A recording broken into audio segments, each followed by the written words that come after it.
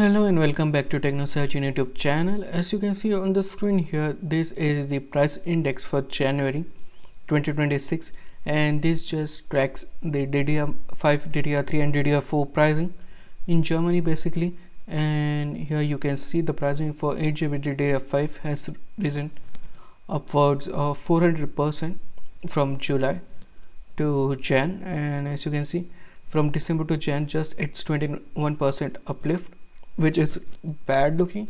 And this just doesn't affect DDR5. DDR4 is also affected, and not just DDR4, but here are also some memories which includes DDR3, and DDR3 pricing is also been affected. As you can see here, 8GB DDR6 GDDR3 has been increased upwards of 24% from December to Jan, which is a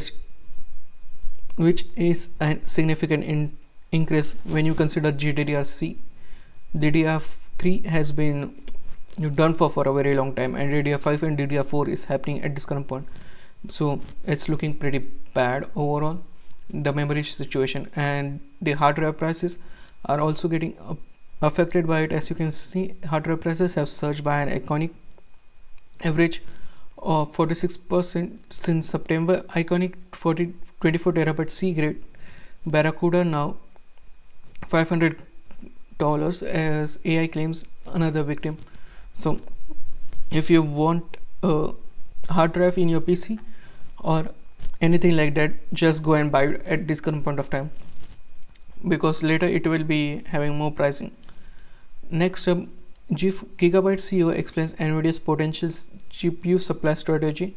Amid crushing memory shortages, gross revenue per gigabyte of GDDR7 memory could decide what products thrive. So what's happening is they are calculating which GPU to be solving. As you can see, they cannot produce only high-end or low-end products, but they can. For example, they have 1, 2, 3, 4, 5 segments. They focus on 1, 3 and 5 and reduce the percentage of 2 and 4, because 2 and 4 the revenue contribution per gigabyte of memory is lower, and they calculate it how much revenue each segment contributes per gigabyte model. So they are taking basically the pricing of the GPU divided by memory cost, so the profit, and if they are profiting more, they just go it. As you can see, the memory contributes $35 per GPU, 35 GB per gigabyte of revenue, whereas a $400 8GB GPU, that product will contribute $50 per gigabyte of memory. For a $500 card with 16 GB of memory, that puts you at 32 of revenue per gigabyte. So then the contribution is lower. So here you can see they will focus on 8 GB, which is to be seen, because NVIDIA, there was rumor that NVIDIA will up the production of 8 GB RTX 5060 and 5060 Ti models. Also, AMD is reportedly now prioritizing RX 9070 XT over non-XT variant.